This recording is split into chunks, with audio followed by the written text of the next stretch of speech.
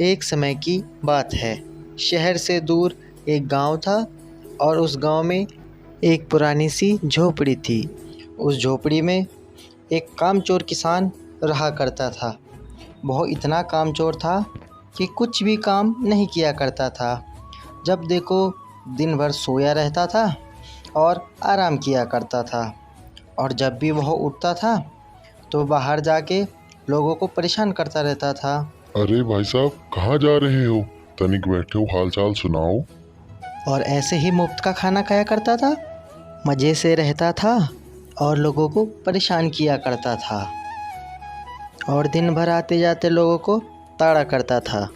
वहीं दूसरी तरफ तेलपुर नाम का एक प्यारा सा शहर था। उस शहर में किसान का बेटा पढ़ाई किया करता था।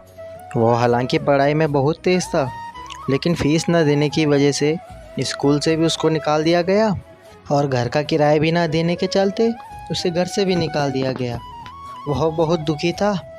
बेचारा करता भी क्या, उसने गांव जाने का फ़ैसला किया और बेचारा पैदल पैदल ही गांव निकल पड़ा। फिर जब गांव आकर उसने अपने पिताजी से ये बात की कि आपने मुझे खर्चा क्यों नहीं भेजा, तो उसके पिताजी फिर बोले, अरे हम तो गरीब लोग हैं, कहाँ से तेरी फीस का बंदोबस्त करते? पिताजी की ये कड़वी बात बेटे को इतनी बुरी लगी कि वो उदास सा हो गया और उदास होने के बाद अपने पिताजी से बोला, आपने मेरी ज़िंदगी बर्बाद कर दी, आप बहुत बुरे हो। ये सुनकर किसान का मन उदास हो गया और उसने काम करने का फ़ैसला कर लिया। उसके बाद किसान ने एक जोड़ी बैल खरीदे और अपने खेतों की सिंचाई शुरू कर दी।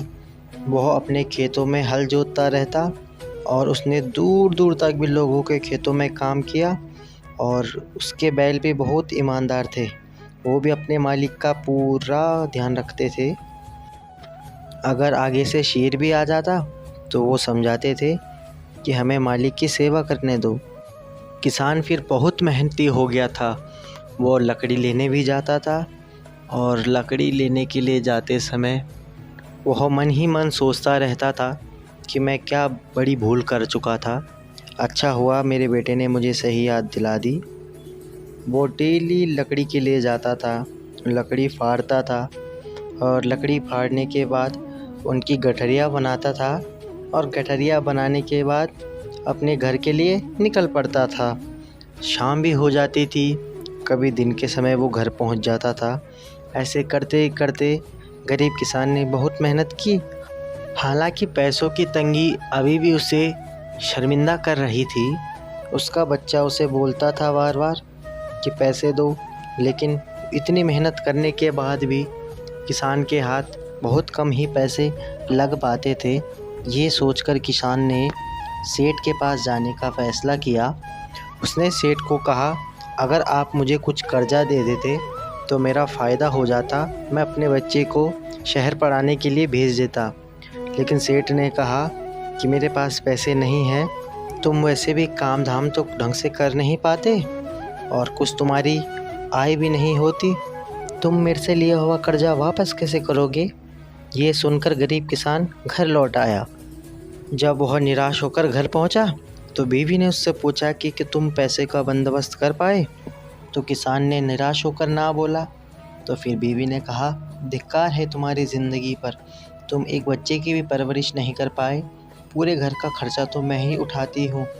इससे भला तो मैं किसी से मदद मांग लेती, मुझे ही कोई कर्जा दे देता ताकि मैं अपने बेटे को पढ़ा लेती। किसान दुखी हो गया। ये सब देखकर किसान ने और मेहनत करनी शुरू कर दी। उसने अपने खेतों से सब्जी ली और सब्जी बेचनी शुरू कर दी। बहुत दूर दूर तक सब्जी बेचने जाने लग गया।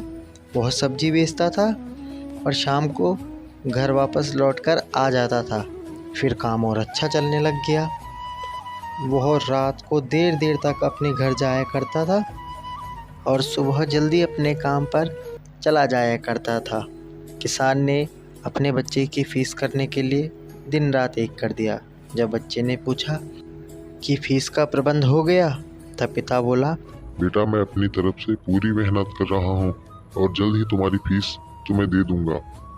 इसके बाद किसान दूर दूर के गांवों तक भी अपनी सब्जी बेचने जाया करता था और जब रास्ते में किसान को थकान लग जाती तो बेचारा बैठ जाया करता था और दिन रात मेहनत करने की वजह से वो थका होता तो वहीं पर सो जाया करता था। ऐसे करके किसान ने पैसों का बंदोबस्त किया। फिर किसान ने पैसे अपने बच्चे को दे दिए और बच्चा भी खुश हो गया और उसने कहा अब मेरी पढ़ाई पूरी हो जाएगी। इसके बाद वह शहर निकल गया। तो इस कहानी से हमें बच्चों ये सीख मिलती है कि हमें हमेशा मेहनत करनी चाहिए और अच्छे काम करने चाहिए। तो बच्चों, कैसी लगी आपको हमारी आज की कहानी? अगर अच्छी लगी हो तो हमारे चैनल को सब्सक्राइब कर दीजिएगा ताकि आगे से भी आपको ऐसी हमारी वीडियोस मिलती रहे।